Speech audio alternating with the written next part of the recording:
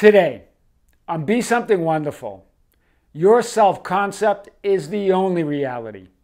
I am your host, Kearin, and this is the Be Something Wonderful studio of higher consciousness, where we help you level up and become the best version of yourself. Creators, welcome back. Big morning, big video, lots to get into.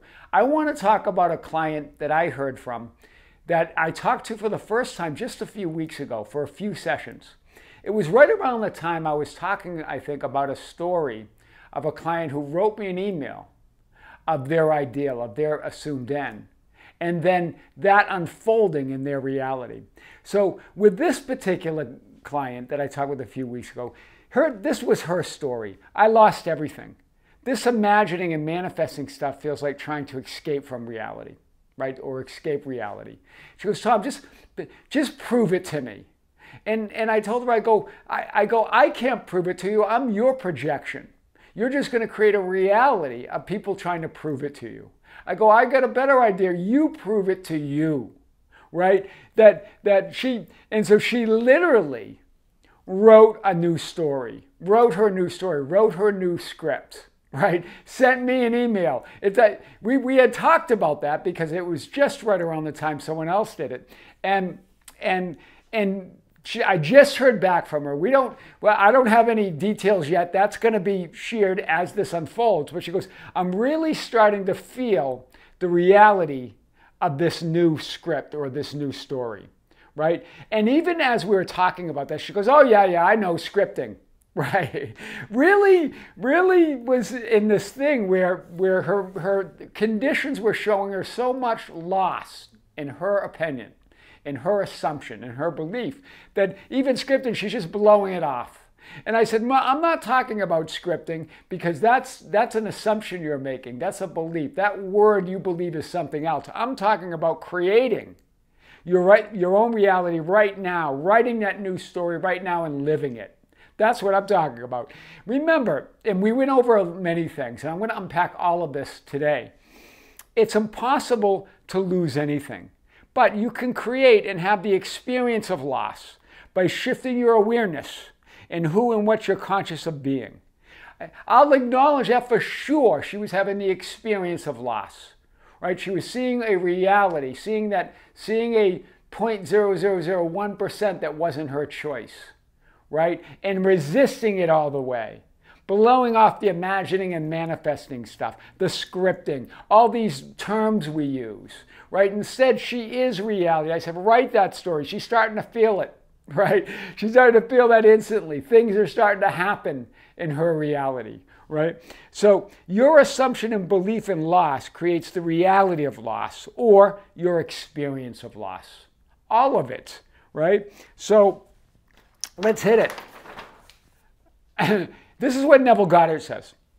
I have only truly lost the concept of loss, for nothing can be lost. Right? And remember, this is you. You're a multidimensional being, right? And here you are, and here's who you truly are, right? Surrounded by all those infinite realities, right? But as you move from this to this, right, seeing loss, creating loss, seeing a different 0.0001% of that reality, you have the experience of loss, but you've lost nothing. There you are. It's still there.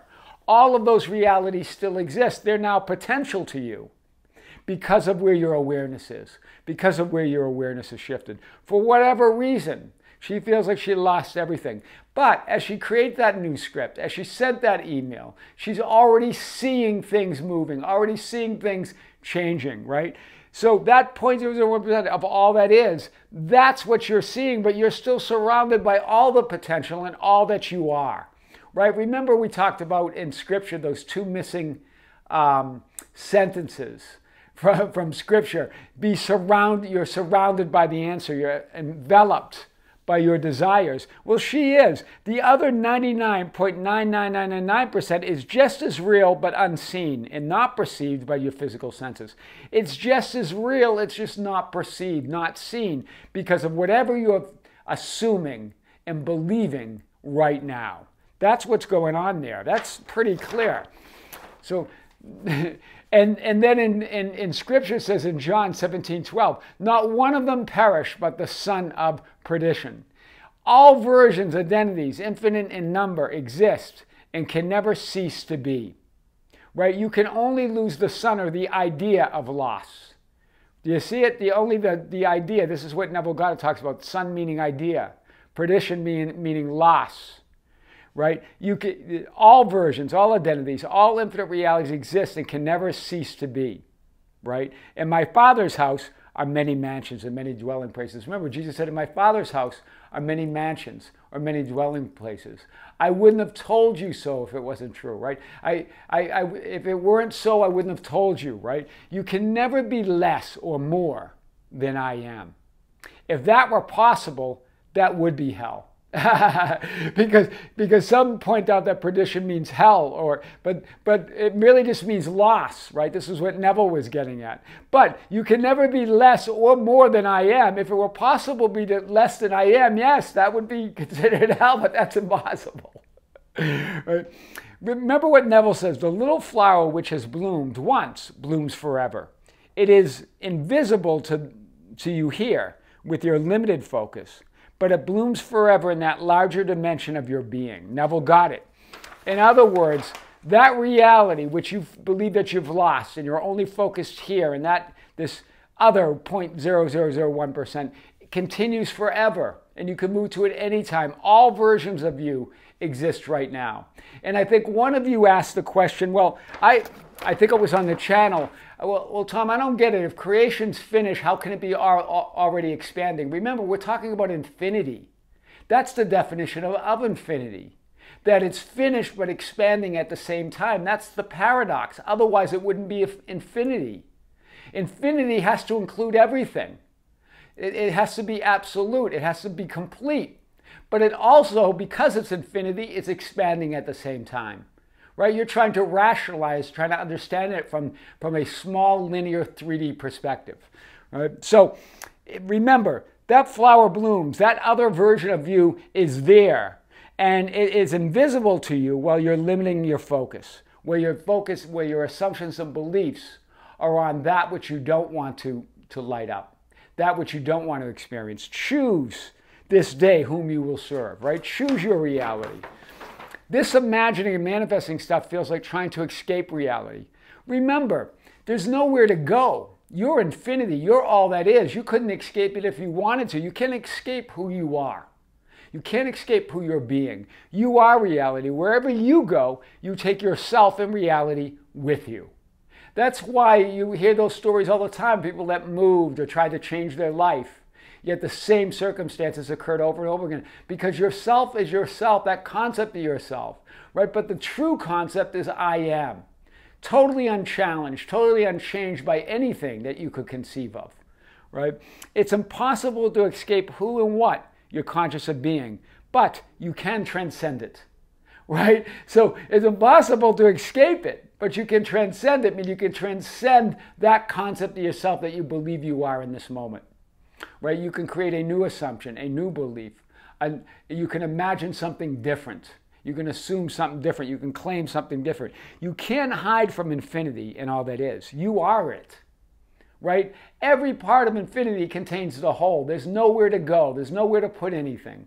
You are it. There's no one to change but self. Neville got it. Most powerful, one of his most powerful statements. There's no one to change but self. It's not about changing others.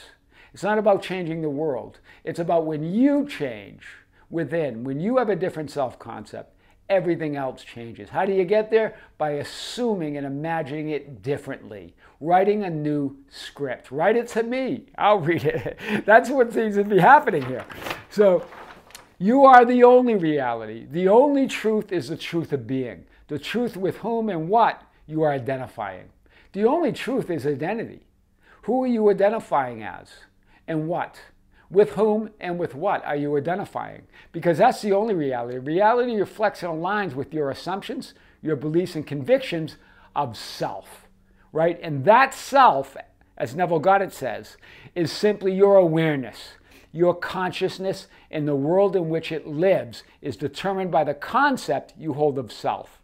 It is to this consciousness that we must turn as to the only reality. I love that. It is to this consciousness that we must turn as the only reality. There is nothing outside of it, right? You can't demand proof. You can't demand things to change. You are all of it. If you and I could feel, this is what Neville, this is really the crux of Neville Goddard's teachings, right? If you and I could feel, in other words, can have that conviction of that I am, what it would be like were we now that which we want to be and live in this mental atmosphere. In other words, occupy that end, that conviction that I am. You have no choice but to occupy I am. So you get to determine what that I am is.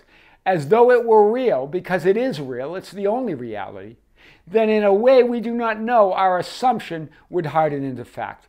This is the Neville Goddard, right? The heart of the Neville Goddard teachings, the law of assumption.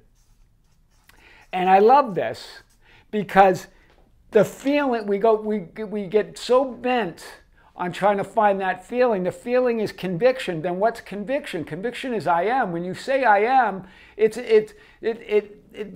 cannot argue it. You cannot say I am not. No one can tell you you are not. When you say I am. That's the conviction. Now, what do you want that I am to be? It really is that, right? When you say I lack the conviction, that's impossible. You are convinced that you lack conviction. You always have conviction. You always have faith or conviction of something, right? And so what are you convinced of? Because you can decide that. It's impossible to lack conviction. I am is conviction. I am is the faith. There's no conviction more powerful than I am. Not as an affirmation necessarily, but as the internal truth. Sure, you can use it as an affirmation. But whenever we start thinking of affirmations and scripting, just like my client started poo-hooing it. So I said, no. But remember, the ultimate affirmation is I am because it's truth. That's truth of being. So when you condition it, when you put anything after it, it has to be the truth. You're attaching that description, that ideal to the truth of who you are, so it must be the truth. And that truth is the only reality. There's nothing outside of it. The only conviction that matters is I am. That's your self-concept. Your self-concept really is the only reality. Write that new story today. Tell that story today. Create that script today. I am your host, Tom Kearin, and this is the Be Something Wonderful studio of higher consciousness, where we help you level up and become the best version of yourself. Creators, thank you. Thank you for being with me. Thank you for liking and sharing and commenting on the videos. We have a Facebook group, the Be Something Wonderful Ambassadors, at facebook.com/groups/Be Something Wonderful. You can also join us on Instagram and Twitter at Tom Kearin, or just go to our website anytime at tomkearin.com or besomethingwonderful.com. With great love, with great light and infinite gratitude, creators, this is Tom with Be Something Wonderful. We'll see you soon.